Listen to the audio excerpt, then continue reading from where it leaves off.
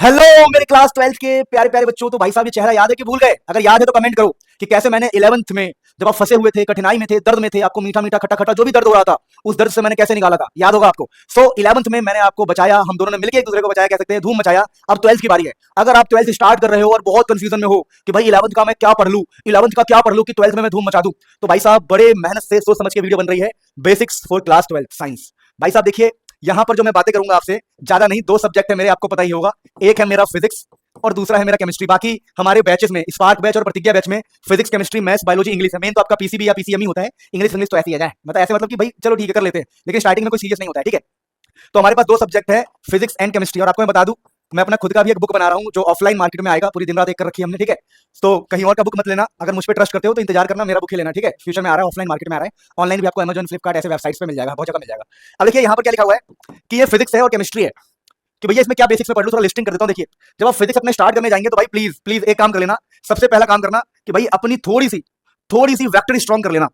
अब वेक्टर में क्या पढ़ना है वो मैं आपको बता देता हूं। वेक्टर में अगर कुछ ना पढ़ो तो दो पॉइंट्स पढ़ लेना, देख लो। एक तो रिजल्टेंट कैसे निकालते हैं, रिजल्टेंट वाला कॉन्सेप्ट, रिजल्टेंट कैसे निकालते हैं। दूसरा direction of resultant, direction of resultant. जैसे अपने बैचेस में सारे बेसिक्स करवा चुके हैं बच्चों को, पर मेरा यूट्यूब वाले बच्चों के प्रति भी फर्ज बनता है, तो मैं बता दूं क्या क्या आप रेडी कर लो। तो भैया वेक्टर में रिजल्टेंट और डायरेक्शन ऑफ रिजल्टेंट पक्का कर लेना, क्योंकि electric field and charges, moving charges and magnetism, तो आगे भाई साहब इतने सारे चैप्टर्स में यूज होंगे ना कि आप सोच भी नहीं सकते हो ये दो टॉपिक वेक्टर्स के अंदर। तो भैया ये दो टॉपिक आपको रेडी करना है बेसिक्स में। फिर फिजिक्स में जब आप आगे बढ़ोगे तो कृपया करके डिफरेंशिएशन सीख लेना, क्योंकि ये आपका पीछा नहीं छोड़ेगा। डिफरेंशिएशन ये नहीं कि भैया पीएचडी लेवल कर रहे हैं, लगे हुए डिफरेंशिएशन में, लगे हुए दिन रात पूरी साल डिफरेंशिएशन पढ़ रहे हैं, ऐसा नहीं भैया। डिफरेंशिएशन वही पढ़ना जितना फिजिक्स में नीड है, ठीक है। ये सब मैं करवा चुका हूं अपने बैचेस में, ऐसी कोई बात नहीं है। फिर दोस्तों आपका आएगा इंटीग्रेशन।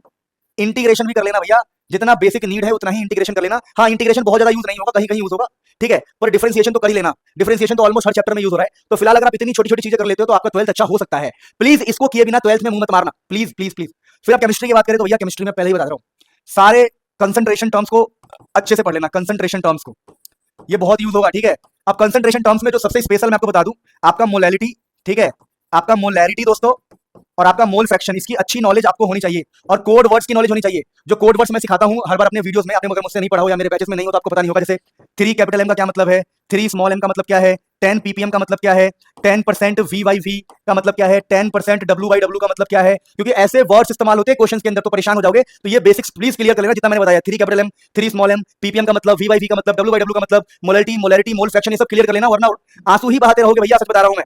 इसके अलावा 11th की जीओसी एंड हाइड्रोकार्बन की नॉलेज ले लेना। देखो, जो बच्चे मेरे बैचेस से मुझको देख रहे होंगे, स्पार्क बैच, प्रतिज्ञा बैच से, उनको पता होगा ये सब बेसिक्स में करा चुका हूं और उसकी वीडियो रिकॉर्डिंग भी पड़ी हुई है।